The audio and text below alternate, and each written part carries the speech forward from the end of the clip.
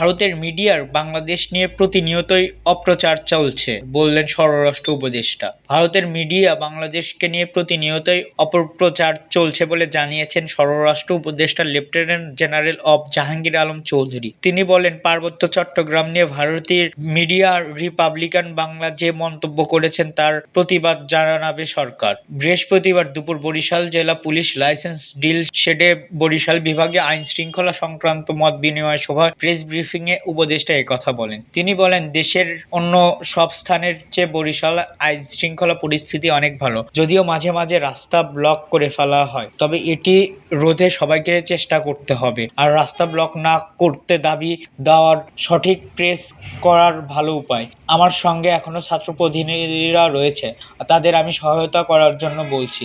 রাস্তায় ব্লক করে যাতে জনগণের ভোগান্তির মধ্যে না ফেলা হয় সেদিকে সবাইকে খেয়াল রাখবেন। স্বরাষ্ট্র উপদেষ্টা বলেন, আমাদের বাহিনীগুলো জনবান্ধব গড়ে তুলতে হবে। জনবান্ধব গড়ে তুললে আমাদের চেষ্টা পদক্ষেপ আলোচনা হয়েছে। আমাদের বাহিনীর অনেক সমস্যা রয়েছে, যেমন গাড়ি, অর্থসহ নানান লজিস্টিক সমস্যা রয়েছে, যেমন সেইগুলোতে উন্নতি কিভাবে করা যায়, আইন শৃঙ্খলা পরিস্থিতি কিভাবে উন্নত করা যায়, এ ব্যাপারে আলোচনা করা হয়েছে। গত 12ই নভেম্বর ভারতের পশ্চিমবঙ্গের কথিত মাধ্যম রিপাবলিকান বাংলার ইউটিউব চ্যানেলে চট্টগ্রাম আলাদা রাষ্ট্র হবে, মানববন্ধনে নেহরুলের ভুল ঠিক করার সময় এসেছে, ভারতের হস্তক্ষেপ জরুরি শিরোনামে একটি প্রতিবেদন প্রচার হয়। সেখানে উপস্থাপক মুখর রঞ্জন ঘোষণায় বজায় উত্তেজিত বদলে শোনা যায়, চট্টগ্রাম সার্জিক্যালি বেশ গুরুত্বপূর্ণ। আসাম, মেঘালয়, ত্রিপুরা, মিজোরাম সহ উত্তর পূর্ব লাগোয়া যে অঞ্চলগুলো রয়েছে তা হলো চট্টগ্রাম। উত্তর পূর্ব ভারতে অঞ্চলের কোনো সমুদ্র পথ নেই। আসাম ও ত্রিপুরার ভারতীয় পণ্য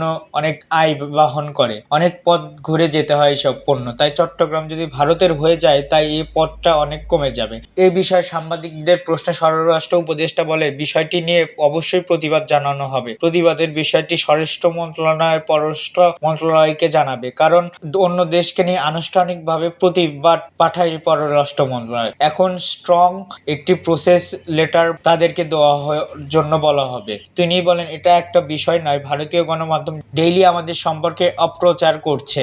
এ ব্যাপারে আপনাদের সবসময় সজাগ থাকেন। তারা মিথ্যা ডেইলি রিপোর্ট দিয়ে যাচ্ছে, যাতে মিথ্যা রিপোর্ট না দেয় সেই জন্য আমরা সহযোগিতা চাচ্ছি। সাংবাদিকদের প্রতি আহ্বান জানিয়ে উপদেষ্টা বলেন, আপনারা সত্যি রিপোর্ট দেন। আমরা যদি কোনো ভুল করি তাহলে আপনারা বলেন রিয়ালিফাইড করব।